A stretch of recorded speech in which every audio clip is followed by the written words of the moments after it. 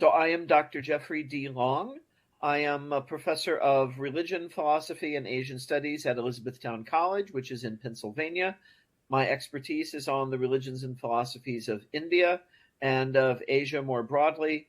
I write mostly on Hinduism and Jainism, but also some work on Buddhism as well. And my most recent work, which is still in the process of coming together, but to be published soon, is an introduction to Indian philosophy. When you say coming together, is the whole book done and handed off, and now it's the back and forth with editors? So it's been sent for peer review. So okay. There may be some suggestions for things to edit, things to add, things to remove. Or this almost never happens, but maybe they'll say, great manuscript, just publish it like it is. So, but usually there are some suggestions. Hopefully nothing too drastic that would force me to rewrite the whole book. I don't expect that. It actually went through.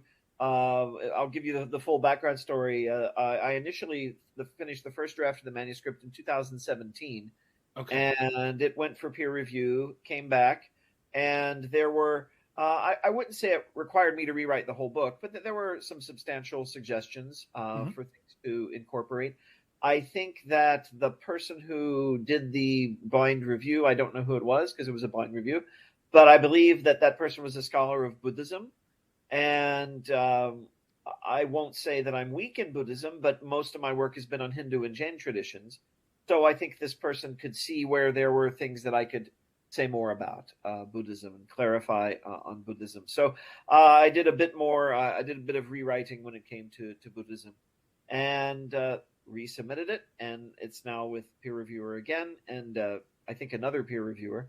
So we'll see what that person says. But and even though the peer reviewer didn't recommend radical reconstructive surgery, I took the opportunity to make some further changes of my own. Right? There were things I was myself not entirely happy with. I got to expand upon a few things and cut some things that I realized either weren't necessary or ended up getting repeated 2 or 3 times. You write a long piece of work and you don't always remember, okay, I already talked about that in chapter 1. I don't need to mention it again here. So it's the version that was sent to the peer reviewer this time is an improvement, I think, over the first one. So what I'm expecting is that whatever is suggested is not going to be too radical. It also depends on the reviewer. You get reviewers who are very hard to please. They want you to write the book that they wanted to write, right?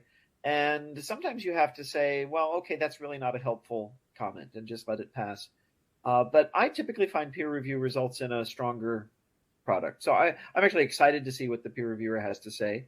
Hope it doesn't involve more than a week or two of revision, and then send it on, because I'm quite keen for it to be published. It's actually been in the works for a very long time. I initially, this is embarrassing to admit, this book has been, it's going to come out, I think, a decade after it was originally intended to. So, I've had 3 other books come out during the time in which this book was supposed to come out. So that whole variety of reasons that happened. But as a result, I want to see it out. I'm quite eager for it to be there. There are other introductions to Indian philosophy. When you pitch a book to a publisher, one of the things you have to do is talk about the competition. It's like, why is my book better than these other books? Okay. I don't necessarily think mine is better, but it's my take. And I want that to be out there. And because I do teach I'm at a fairly teaching intensive college, I want a book that I can use in my Indian philosophy course. And I know what I want in a book on Indian philosophy for my course. So I want that book to be there and to be available. Okay, so this feels superficial, but I like the teaser description for the book so much. So I wanted to read it and then get your take on it, because I think it raises a massive question about Indian philosophy that folks in the Western world with continental philosophy or Western philosophy don't consider. So this is how it reads. Contrary to widespread stereotypes, Indian philosophy is not simply an extension of Indian religion. Skepticism is a pervasive feature of this discourse, and there is even a school of thought which affirms materialism. The idea of a divine reality is debated extensively, not only in terms of the existence of such a reality, is there a God, but also in terms of its nature, what is God? So that whole, obviously, religion and philosophy do fuse in so-called Western traditions, but from Westerners' perspective, when you talk about Indian philosophy, they think exactly what you talked about at the top here. Hinduism, a religion. Jainism, a religion. Buddhism, not arguably a religion, arguably a philosophy, but religion and philosophy fuse together, whereas they're kind of pulled apart in modern philosophy. So is Indian philosophy religious? Okay, that's a fabulous question. And so, and yes, I wrote this teaser, so I know. Oh, perfect. No, I know what you're referring to there. So part of the difficulty of answering the question is that the term religion itself is foreign to traditional Indian thought. And what I mean by that is so if we unpack the whole history of the word religion, you've got the history of much of Western thought and much of Christianity embedded in that word. Because you go back to the Romans, to Latin, religio, refers mainly to a set of rituals that are believed to be obligatory and that are supposed to bind or connect us back to our ancestors, back to the past, back to what is broadly called the sacred in the discourse of religion. And then the idea that you have many religions, right, that it's a genus of which there are species that we call Christianity and Hinduism and Islam, that's a very modern idea. That's a very recent idea. To be religious for much of Western history meant to belong to a religious order, right? And you still hear this phrase in the Catholic Church. If you belong to the religious life, you're a Jesuit or a Benedictine or a Franciscan or something like that. And only with the Protestant Reformation and then coming quickly on its heels, the European exploration and conquest of much of the planet, do you get the idea of religions in the plural. That there are people in China who have something that's not Christianity, but it's kind of like Christianity. And there are people in the Middle East who have something that's not Christianity, but it's kind of like Christianity. And you have people in India who have... So the concept of the world religions is born. And then we use that as a kind of basis for sort of a taxonomy of traditions and civilizations. So and I want to interrupt 1 second because I think that taxonomy you talked about is used both in a secular academic way, so comparative religion, world religions, and also, like you mentioned, a lot of times it's apologetics. Like if you go into any Christian bookstore, there's a section devoted to here's how to understand other religions according to your religion and how to talk those people into your religion. Exactly. Yes. So the whole missionary imperative of Christianity is there.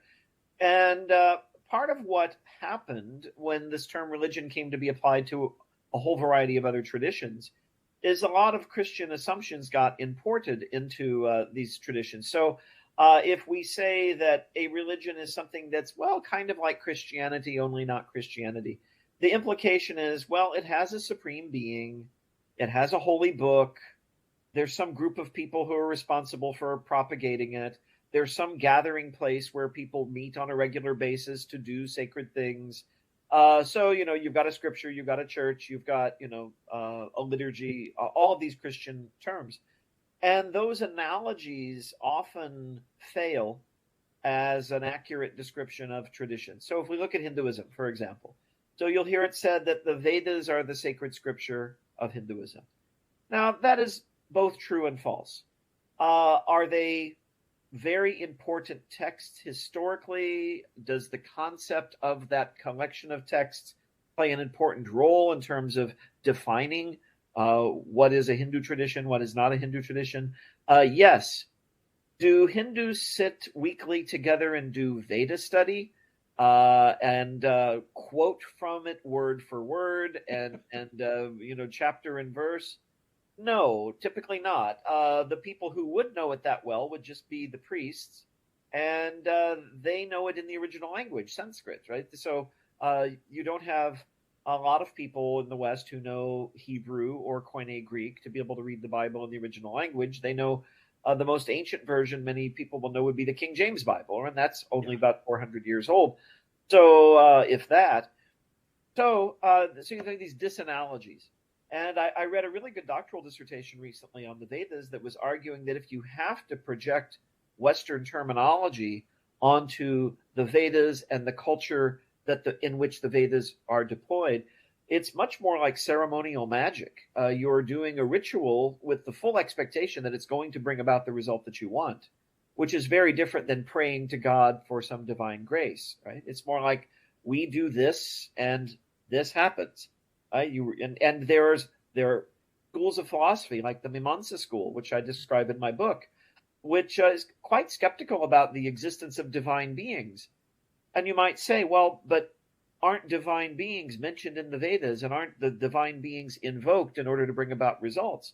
And according to the Mimamsikas, well, that's what the Sanskrit verses say if you interpret them. But what we know is that if you recite that verse correctly, in the right order, in the right part of the ceremony, the result happens. Does it really mean anything? We can debate that, right? It's not that, and there are different schools of thought. So some will say that and this is within Mimamsa. There are deities, but they basically serve almost like a subservient role, right, to the priests who know how to perform the rituals to get the devas, the deities, to do what they want. By the way, we're not talking here about the supreme gods and goddesses of Hinduism, right? We're not talking about Vishnu and Shiva, right? We're talking about the deities that represent natural forces like Indra, the storm god, and Surya, the sun, and so on. And so these are powers that are sort of commanded, in effect, by those who know how to do the ritual. And so then you have other Mimamsikas who will treat the deities more or less as theoretical entities. It's like, okay, well, if we want to assume that the way the ritual works is as it's literally described, then yes, we have to postulate the deities. But that school of thought is not really about devotion to these deities or speculation about their nature or anything of that sort. Then you have other schools of thought, Indian thought, that are quite different. Then you have the Naiyayikas, and you will find many resemblances between some of their arguments and things that you'll find in the Catholic Church, for example, arguments for the existence of God based on the observed order of nature and things of that kind. So that's there too, and it's all under the sort of umbrella of what we kind of conveniently call Hinduism, but it in its origins, it's a collection of many diverse traditions. And so back to your question, is it religious?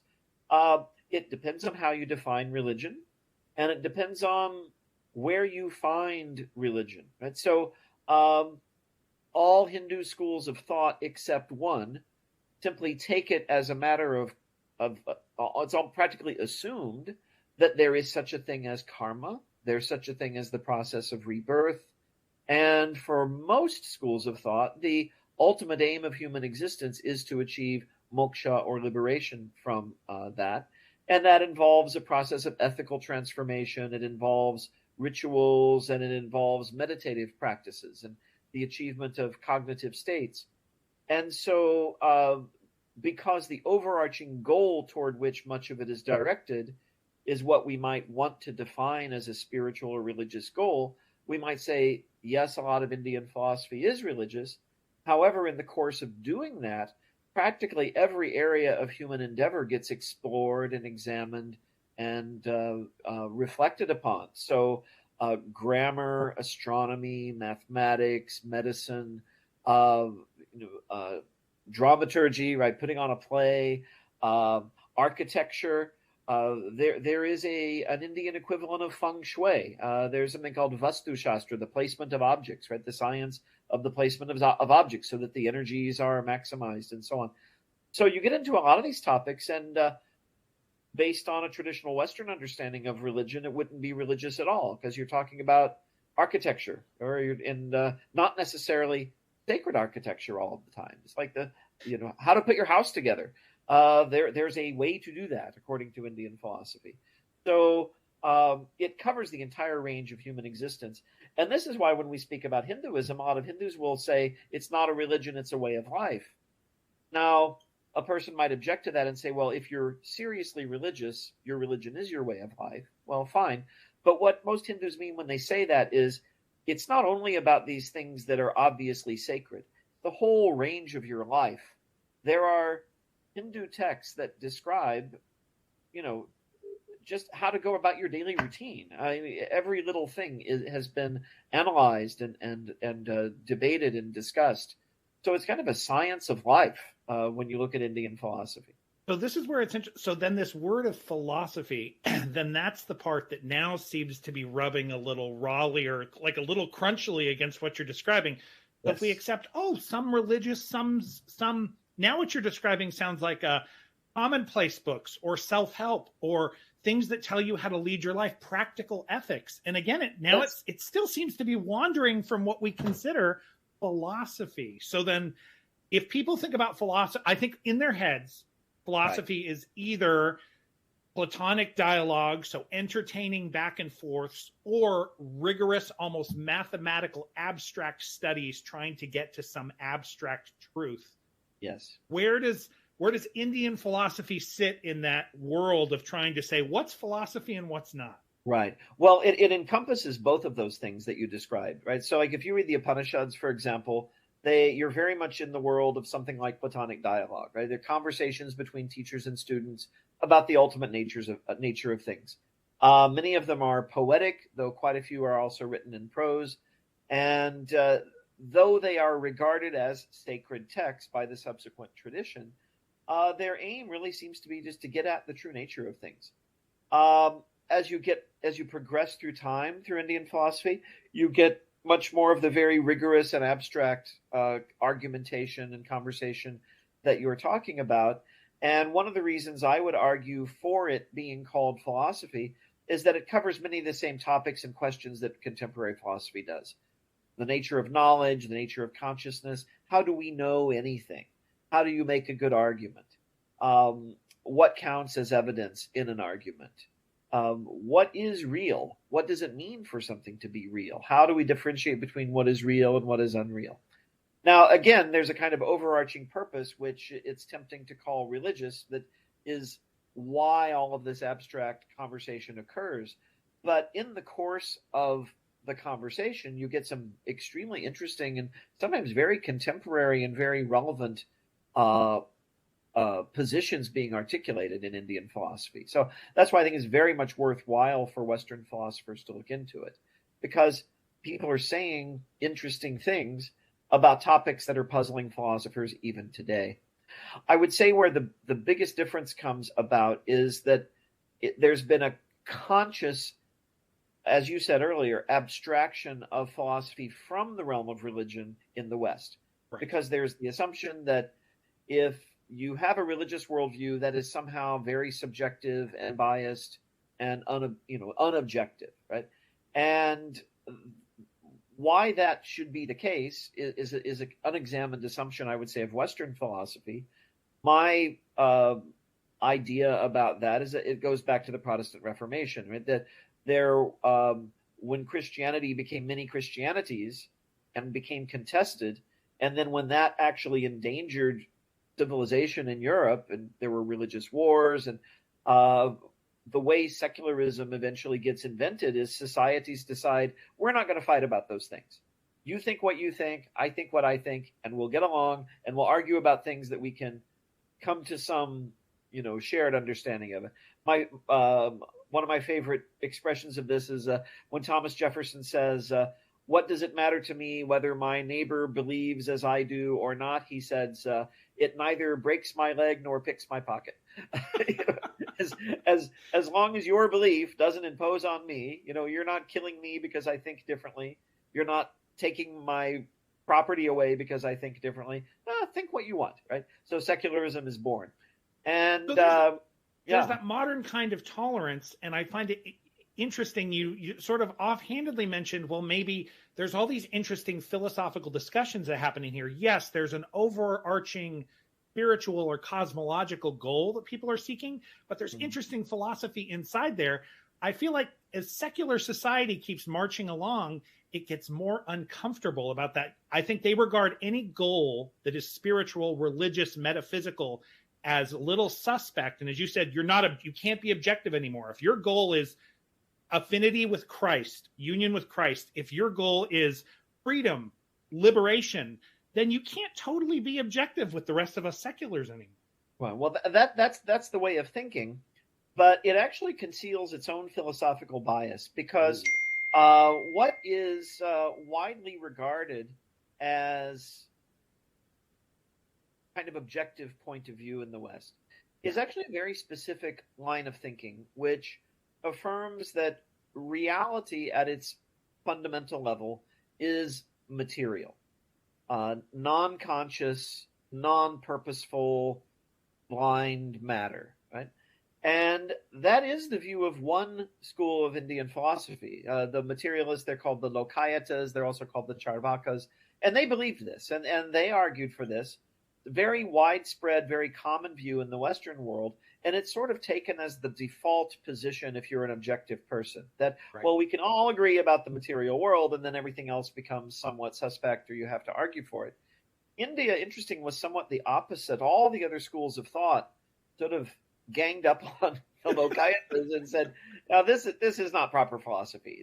And some of this has to do with the way the Lokayatas, at least the way they're presented as arguing. And we always have to be cautious here because we don't have very many Lokayata texts. So what we have are the way they're represented by people who wanted to refute them.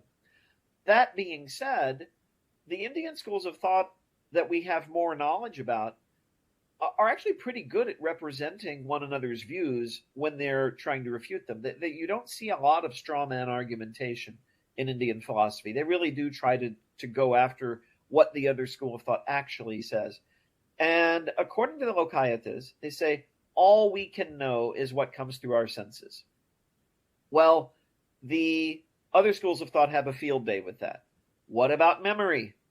So if I only know what comes through my senses, I only know what's happening right now to me. George Santayana called it the solipsism of the present moment. And this is the argument that's used against the Lokayatas. The other one is that this perspective is completely amoral. Right? The concept of dharma is very important in most systems of Indian philosophy, that there is an order of life, an order of the universe, and part of that is the human order, how we ought to live and treat one another. And if there's no karma, that means the universe is not bringing about any consequences for our actions. So we can be completely amoral. There's no reason to be good. And if we lived like that, society would fall apart. So the Lokayata perspective is widely derided. So the materialists, the Lokayatas or Charvakas as they're also known, did a lot of ridiculing of what they saw as the pretensions of the various other systems of philosophy, and there's some great texts where they talk about and if you know what to look for, you know which schools of thought they're describing. They say these guys paint things on their forehead, and they wear orange robes or white robes, and they shave their heads, and they chant all of this nonsense that people can't understand, and that's how they make their living off of gullible people. And so it's a very modern critique of religion, right? It sounds like something you'd hear from Bill Maher. So they have a valid point. Because this is something that happens in various cultures. And there are even some examples of Indian drama, comedies, where adherents of various sects are ridiculed in various ways. And that kind of, it's a little bit of a tangent, but it allows me to say something else I want to mention about Indian philosophy.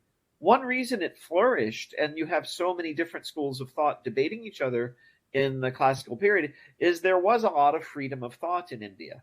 And another bias we have in the West, and it's because of our Western history, is that if someone has a religious worldview, they're going to be dogmatic, they're going to be narrow-minded, and if they can, they'll force it on you.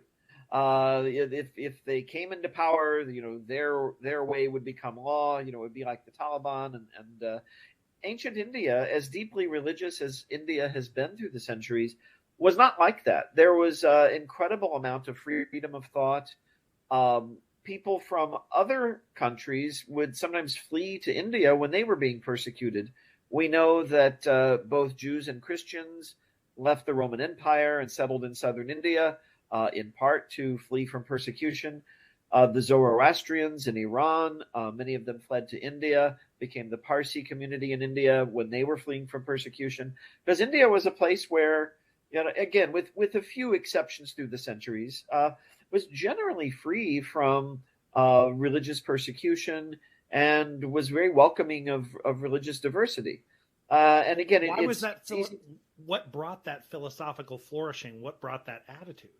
So there's a really good article about this by a scholar of South Asian traditions called Alexis Anderson, and he's written about how because there was so much diversity in South Asia, in what we now call South Asia, traditionally called India for much of history in the West, was the various kingdoms that existed in India had so much diversity that the rulers very wisely understood that if they tried to impose just one religious view or school of thought, there'd be widespread chaos, right? You when you have so many different schools of thought, so many religions, you can't really make everybody do the same thing or they'll rebel.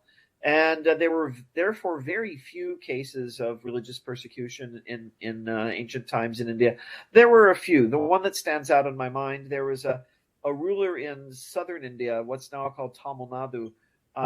He was a ruler of a dynasty that practiced the Shaiva tradition, which is one of the traditions of what we now call Hinduism. And the Jain community suffered under that king, and many Jains fled from Tamil Nadu and went into what's now the state of Karnataka, a little further to the north, or north and west, really, of Tamil Nadu.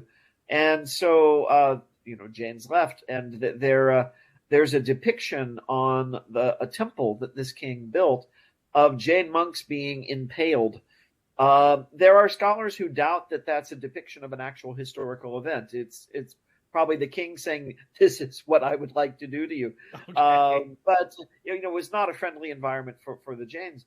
But things like that are the exception in the history of India. For the most part, you have rulers making proclamations of religious. I wouldn't quite use the word tolerance, coexistence. The Buddhist emperor Ashoka very famously adopted Buddhism as his personal practice and school of thought, but in his edicts that have been left behind for history, he proclaims that people should study all religions. He says all the various schools of thought teach good virtues, and if people follow them, they'll be good citizens, and this is something the king commends. And so the most controversial thing that he did in terms of religion was he banned the sacrifice of animals, which some sects performed in ancient times. There's still a handful of places where this occurs in India and in Nepal, but for the most part, this much more vegetarian kind of tradition has taken over. But King Ashoka said, on certain holy days, especially that, like the Buddha's birthday, there would be no animal sacrifice. But he didn't. It's not clear that he banned it completely, and it's not clear that he had the same uniform policy throughout his realm. So I think there was a very deep understanding in India from a very early period that if you interfere too much with people's deeply held beliefs and practices, they're going to react badly to that. And so you want citizens who are law abiding and getting along. And some of the traditions themselves, and I point this out in my book, actually hold up a certain ideal of pluralism as a good thing. And so very famous verse, of course, from the Rig Veda. So we're going back very, very ancient times. Ekam sat vipra bahuda vadanti, which means truth is one or reality is one. The wise speak of it in many ways.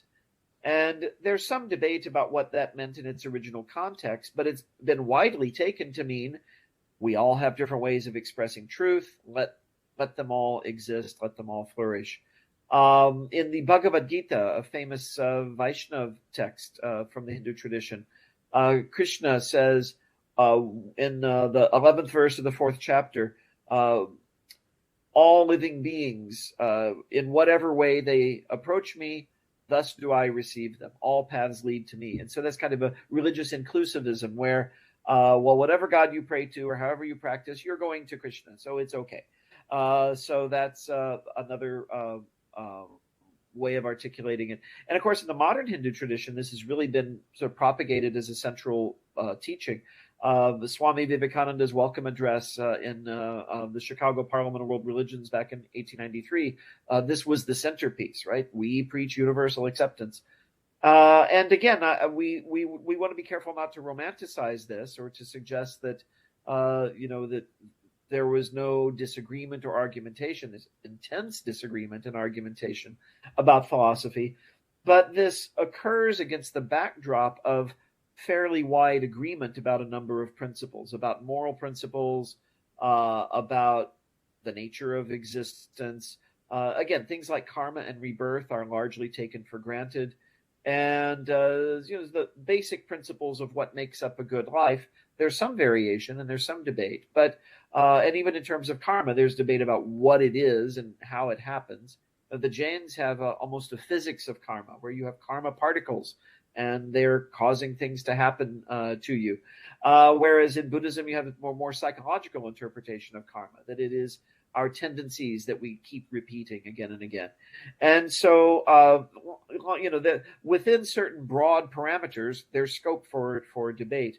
And so I think one reason that things were pretty peaceful in India, for the most part, at least in terms of religion and philosophy, was that this was understood, right? That there are sort of broad parameters of agreement. There's a Jain philosopher named Haribhadra. He could be quite critical of what other traditions taught. But in one of his texts, his Yoga Drishti Samuchaya, this is a collection of views on yoga, he says, all of these traditions are talking about freedom from rebirth. They're talking about a blissful state. The virtues that they enjoin in order to achieve that state are all the same. And the name is different. Some call it Shiva, some call it Brahman, some call it Nirvana, but they're all talking about the same thing. So this is a very widely held view. And then you also have a kind of inclusivist view of truth where, and Swami Vivekananda puts this very well in the modern period. He says, we never move from falsehood to truth. We move from lower truth to higher truth. And so even the Lokayatas, even these materialists that everyone else kind of beat up on, verbally speaking, were held to be correct about that aspect of reality that they were describing, right? That there is a material world, that it does have certain features which are described. The way the Lokayatas talk about the senses and how the senses work, this is widely accepted by the other schools of thought. And then the view is, but that's lower truth, right? They don't go beyond that. You need to go beyond that. So what it shows us today, I think, is that there are models other than what we today think of as secularism that enable diversity to flourish. And there are conditions where people can practice many different religions and follow many different ways of life, or have no religion and still be part of the society and live in an untroubled way. And it's happened in a few other places around the world. Apparently Spain, before the Catholic reconquest, was a place where Christians, Jews, and Muslims lived in relative harmony. And so India is also one of those places where you could still have an overarchingly religious worldview, but it was not, it did not result in people being widely persecuted or treated in a tyrannical way on the basis of religious difference. So from my ignorant American upbringing, my encounter with Indian philosophy has, again, it's sort of been Indian religion or right. Indian culture or yes. Indian history. And yes. Philosophy is the part that sort of left out. So I wondered if, especially at the end here, we could think about some of the misconceptions people might have, the things that are barriers to people studying Indian philosophy more. Because I took a course years ago online, and the person really drew from India, China, ancient Greece, modern Europe, Africa, and was trying to weave these things together. But that is a very uncommon approach to philosophy. Yes. Usually there's certain threads you're trying to build on certain greats or certain right. masters. From master to master, there's like this lineage, and it's Eastern has their thing, Western has their thing. These things can't come together. So I'm wondering, for those who have not studied Indian philosophy, what do you think are the big barriers to appreciating it and incorporating it into their thinking? Okay, very good. So I think one barrier is terminology. Okay. And I mean that in a twofold sense. Highly technical work on Indian philosophy presupposes a knowledge of Sanskrit, basically. And some of the terms are literally untranslatable, meaning there's not a one-word English version of them. So a very central concept of Indian philosophy is pramana. And you just have to learn the word pramana and start using it yourself in order to really understand what a pramana is. Because if you try to translate it into English, it is the basis upon which we judge something to be true. So sensory perception is a pramana. I see it, I hear it, I taste it, I smell it, I therefore know it. Then you have logical inference. I'm not seeing that thing, but I'm seeing other things that are indicative of that thing. I see smoke rising from a hill. I can deduce that there's fire, right? So this is, the kind of scientific reasoning, right? Induction from facts that are observed to facts that are not observed directly, but can be inferred, right? So there's that. And of course, the most controversial one of all, both within India and in the West, is the word of an authoritative person. I didn't see the fire, but my friend did, and he never lies, and he told me it was there, so I can trust him that it's there. That becomes controversial when the debate is over, well, who's trustworthy? Is it the Buddha? Is it the Jinnah, that is the enlightened beings that are acknowledged in the Jain tradition? Does it come from the Vedas, the ancient writings that are sacred in what we now call the Hindu traditions? So, who is the authoritative person then becomes the debate. And there are therefore some schools of thought that reject the word of the authoritative person as a pramana. They'll say, well, you really need to infer it for yourself or see it for yourself. And then there are other pramanas as well, because there's one that is based on the application of verbal categories to observations. So I see this thing. It has 4 legs. It has fur. It has 2 horns. It makes a moo sound. It is a cow, right? And and of course, this is something else debated in Indian philosophy. Do we see cowness, or do we infer and then impose cowness on unobserved phenomena? This is debated. I mean, this is something that schools of thought argue about. So, I mean, we're talking about very rigorous, very fine-tuned, it's kind of a derogatory term, but hair-splitting philosophy, just as you would find it in the West. So it is a very technical conversation in much the same way that Western philosophy is, but because it's carried out using other categories and somewhat different assumptions and modes of argumentation, that creates a barrier to understanding. And I think another one is, the assumptions that we often make, so that if it does look religious in some fashion, then we import everything from Western religion onto it. Oh, well, they didn't agree with the Buddhists. Well, they must have persecuted the Buddhists. Well, not necessarily. They argued with them, right? And it's not like the history of the West. So that creates some barriers. But and now I don't know if maybe I don't want to anticipate your next question or jump ahead too much, but I'm also thinking about what could be ways of overcoming the barriers of understanding. Correct. Because learning Sanskrit is that's just an out. It's a problem we have again in the problem in Catholicism is we're going to need to learn Latin or Greek, right, or you're not going to do it. Judaism does pretty good with Hebrew by forcing some people, but most people don't understand it. They can speak it, but they don't have any idea what they're saying. And all of the aforementioned traditions are elite traditions. Right? I have a good friend who is a Hindu monk. He's fairly well known on YouTube. Gives some wonderful talks.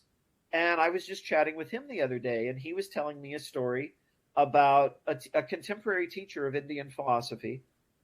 Someone in his audience asked we always say there are no stupid questions, but someone asked a ill-formed question. Okay. And this other teacher said, look, if you don't know Sanskrit, if you have not studied all of the texts of this school of thought, then you have no place in this conversation. They basically said, go away, right? And these were elite conversations in India. And I would say that's how I would differentiate Indian philosophy from Indian religion, is that anyone can participate in ritual, anyone can cultivate devotion to God in whatever form God is conceived to be. But not everyone has the privilege and the intellectual equipment to do this. So in that sense, it's the same barrier that you find to Western philosophy too. There are also people who look at Western philosophy. Oh, I can't understand that. Right. Using words like ontology or epistemology, you might as well be speaking Sanskrit, right? For many people. I think one way of overcoming the barrier, now this is more helpful for people who are already interested in philosophy, but in its origins, Indian philosophy is quite akin to and is talking about many of the same issues as, and may even have been in dialogue with, ancient Greek philosophy. I was thinking that thing when you were talking about things, yes. Yeah. So if you read the Upanishads, and if you're also familiar with Plato and pre-Plato, pre-Socratic philosophy, it's very much the same thought world. And of course, Alfred North Whitehead said the whole history of Western philosophy is a series of footnotes to Plato. Many of the great ideas, even if people were rejecting Plato, Plato defined much of the Western philosophical conversation. And if you read Plato with some knowledge of Indian philosophy, he sounds very Indian. There's a lot there that echoes what's going on in India. So you called out in your teaser, you called out skepticism, and I feel like that is a primary Platonic virtue. It is exactly. And Indian traditions encourage skepticism, right? Some, especially as you get a little later, and you get into like past the year 1000 AD, you start to get traditions that are more what I would call avowedly theological, right? They occur within traditions of religious practice, and they are centered on the question of the nature of the divine and the nature of devotion, bhakti as it's called. And so they are, theological, I think, in many respects. But then you're talking about also things like Sankhya, for example, which is an analysis of the relationship between consciousness and the material world. And yes, it ostensibly is pursued with the goal of moksha in mind, but it reads as a very detached kind of, enumeration of, well, these are the elements, and none of them are conscious by themselves. Consciousness is something separate, and this is what Sankhya wants to emphasize. And how then do we account for things like motion and dynamism? Well, that's part of the material continuum, but you've still got consciousness over here, separate. And so it's an analysis that one could imagine a modern thinker coming up with. Right? It's not incompatible with, and it might even inform some contemporary Western conversations. Well, you've got a cat. Very fond. Interrupted by cat. Yeah. I did want to ask, one of the things you get in Western philosophy is named thinkers. Now, it gets complicated when they're thousands of years ago, who exactly wrote it or whether it truthfully represents what that teacher said. It's harder to say, and they work on that. But they're sort of named thinkers that run through the centuries, and they influence each other along the way. If somebody goes, you mentioned a couple during this discussion, is the best thing in delving into Indian philosophy, you really should do it with books like yours, which are sort of overviews that will touch on things, or are there thinkers people go into? And if so, who are these? If you threw out some names, who are these great thinkers through the centuries? People might say, I know that, or they need to study that person. And there definitely are great thinkers, and I highlight some of them in the book. Okay. The issue is that there are great thinkers, and there are also schools of thought whose texts are anonymous, right? We don't necessarily know who wrote them, and so you get both of those things happening. So like I talk about the Sankhya school, but from Sankhya there's a thinker named Ishvara Krishna, and he's one of the authors of one of the core Sankhya texts.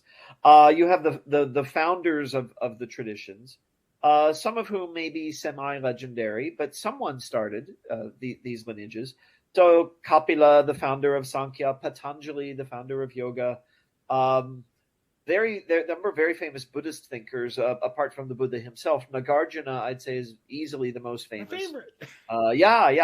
And his philosophy can be deployed in a skeptical manner. At the same time, he's a Buddhist, so the ultimate aim of his skepticism is to get all the concepts out of the way so we can experience reality, right? So Nagarjuna is a very important thinker. Shankara, very important thinker, the Advaita Vedanta school of thought. I would say Ramanuja, from the Vishishta Advaita school of thought, not as much is written about him in the West as Shankara, but in terms of influence on religious life in India, he's probably been even more influential because he has such an emphasis on devotion as an important category in his thinking.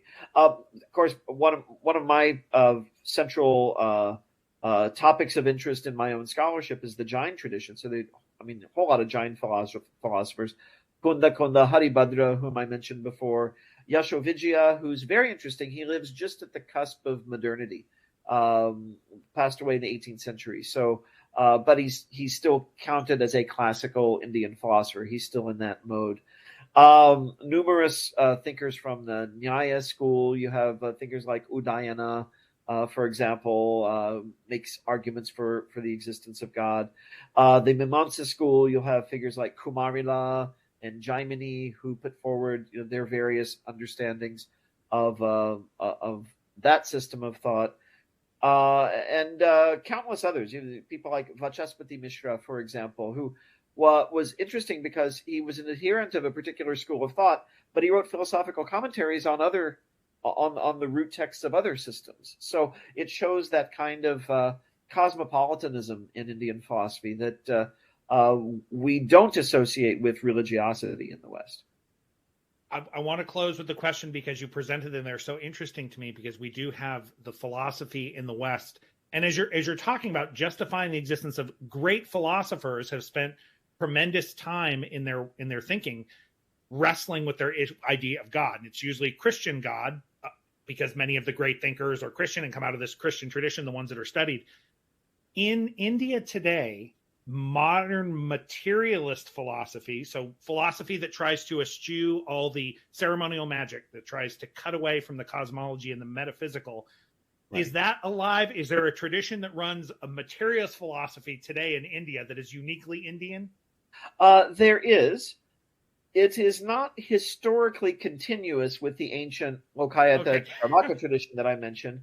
It is a very specifically Indian reception of and interpretation of Marxism, which has been very popular in India since before independence, because during the colonial period, the Indian independence movement cut across a wide ideological swath, right? So you have militants of various kinds, right? We think of Gandhi and the nonviolent movement, but there was a violent movement, really several violent movements for Indian independence that also had their ideological underpinnings.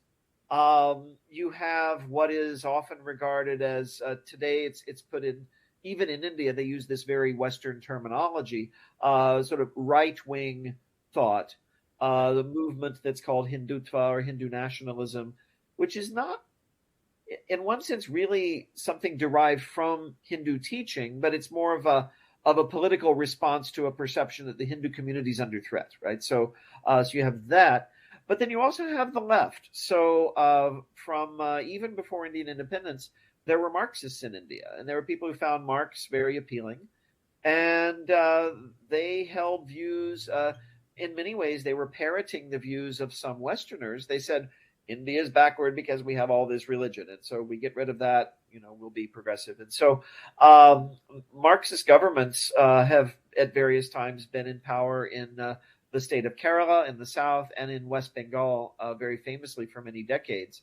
And so, yes, I would say that is, to some extent, it's a vibrant tradition. The reason I'm not saying that in a sort of full-throated way is politically, they're kind of on the run nowadays. The Hindu right is very much ascendant. So But you still have Marxists, and you have people who are very suspicious about anything that they regard as superstition, right? A traditional religion. At the same time, you have religious folks who are very interested in science, and you'll have people arguing that Vedanta and quantum theory are in perfect sync, and that sort of thing. So there's that philosophical perspective as well. So that kind of gives you a little bit of an idea of the landscape of contemporary Indian philosophy. So there's skepticism, but there's also a kind of wholehearted embrace of science as a kind of companion and support to what in the West we might call a religious perspective. It's all over the place. I think my closing comment / question for you is from this very beginning. I think you started talking about these analogies don't work perfectly, and I can feel myself. I think the human brain, and I assume Indians in India also, when they project out, they think, do you have this? That's like us. It reminds me of the Greek and Roman thing where the Romans would march around and be like, well, who do you worship? And they'd say, well, we worship that. And they're like, well, that's kind of like, we have something like that. So yeah, that's fine. No problem. This learning by analogy, when you learn something, I can feel it during the course of this conversation. It is like my wrestling with Judaism, which was brand new to me. Analogy gives way to a deeper understanding. This initial analogy, people's first encounter with Indian philosophy or Indian religion, it's all by analogy. Like you said, the sacred book, the church, and it's true, but it's not true enough. So if we stop at analogy and just say, this is fine, I understand enough, you have something like I do, that's as far as I need to go. This deeper understanding is, I don't know, it seems better. Maybe it's like that lower truth, higher truth. It is, yeah. It's the higher truth, right? It's the or if we want to switch the metaphor, it's the deeper truth, right? That and once you do learn some Sanskrit terminology and you start to see the intricacies of these traditions, you start to appreciate that. And like one thing I mentioned in my teaser that you opened with, this question of God. Well, what is God even? And if we define God as the one who created the universe from nothing, by that definition of God, all forms of Indian philosophy are atheistic, because the idea that the universe even has a beginning is not widely accepted in Indian philosophy. There are creation stories in the Vedas, but the later tradition interprets those as being about the onset of a cosmic cycle. And there was a universe before that, and a universe before that, and a universe before that, and there'll be another after and another after. That old story you heard about, turtles all the way down, that comes from India, right? So, so the idea that Aristotle, this kind of becomes bedrock Western philosophy, at least within religious circles. There has to be a first cause. Indian philosophy says, does there really? Why? In the West they say, well, that'll lead to an infinite regression. And from an Indian perspective, yeah. So there's an infinite regression. It's infinite. It goes on. Krishna says in the Gita, never was there a time when you and I did not exist. So yeah, it goes back forever. So many people will say that Jains are atheists. They don't believe in a creator God. However, I've heard Jains use the term God. I've been told God bless you by Jains. And if you dig a little deeper, God for a Jain means the soul in its pure nature once it becomes liberated. And when you become enlightened, that means essentially you become God. You don't become the creator of the universe, because there is no such thing. But you become a center of pure bliss, pure consciousness, pure awareness, and lacking in any desire whatsoever. That is divinity from a Jain perspective. So many Jains will say, no, we are theists. We just define God differently. Right? Similar thing you could say about Buddhism. No creator God in Buddhism.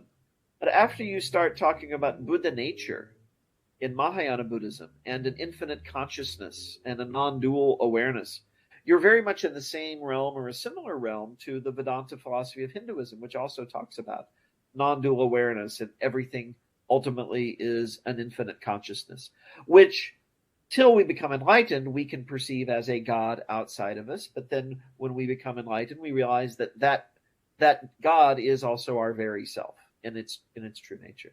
So it kind of depends on how you define God. And then there are a handful of Indian traditions that have a concept of God that would fit pretty comfortably with most Western religions, if you also incorporate karma and rebirth and some of those other elements. So it's interesting because that's a big divide in Western philosophy, and not so much in Indian philosophy. It's one of many debated issues. It's led. You see these mystical threads. What you're talking about feels like a fully fledged, developed, evolved stream of thinking that in the other religions that presuppose the first cause, prime mover, these are heretical, dangerous concepts that you could be God. They jump to that means you think you're the prime mover, and you're like, not quite the same way. But when those threads come out, those people are absolutely attacked because it's threatening to the concept. Exactly. So you'll find Christian polemical literature that says, well, Hinduism is committing the sin which Lucifer committed. He wanted to be God, and they're saying you can be God. It's like, well, it's saying you are Brahman. Maybe God's not a good translation of the term Brahman. Maybe that's another one of those intranslatable terms. So again, it kind of all goes back to what you mean. And of the people who are called the new atheists in the West, my personal favorite is Sam Harris. Okay. And he says everybody is an atheist vis-a-vis some definition of God, right? So if he's speaking to a Christian audience, he says, you all don't believe in Poseidon, so you are Poseidon atheists, right? And so and if you bring that into Indian philosophy, then it makes sense. So you can find theism in most of the traditions if you're willing to be flexible about what God means.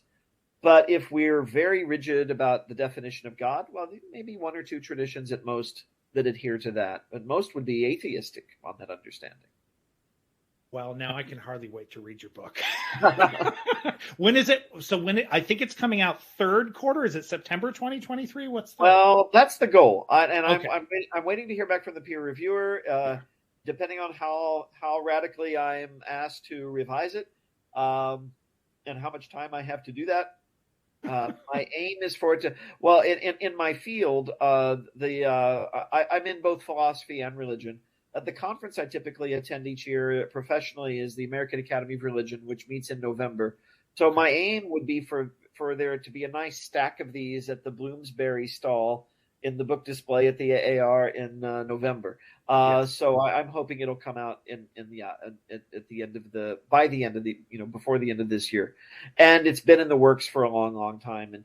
And we would have to do another whole episode if you wanted me to explain how over 10 years, why it took 10 years to write this book. And I hear about people who took ages to write their books. In terms of actual writing time, it's probably more like 6 months to a year. But you have all the rest of life that intervenes, including other writing projects. You'll have the same publisher wanted me to do a book on Hinduism in America, which I'm very pleased to say got a book award at the AAR last year. I'm very pleased with how that book has done. But that meant that the Indian philosophy book was put aside for quite a while. Right. That's really been the main reason. But hopefully, not, barring any disaster, it's out before this year is over. Ideally by late September or October. That would be perfect. Okay, last question, because you straddle philosophy and religion. And for instance, I was talking to somebody, a sociologist, who he's like, oh yeah, sociology is. She didn't use this, but the analogy, redheaded stepchild that gets kicked around. It's kind of vague. Do you feel? If you go into philosophy, but you have this religious underpinning, I feel like some people must want to kick you around about this.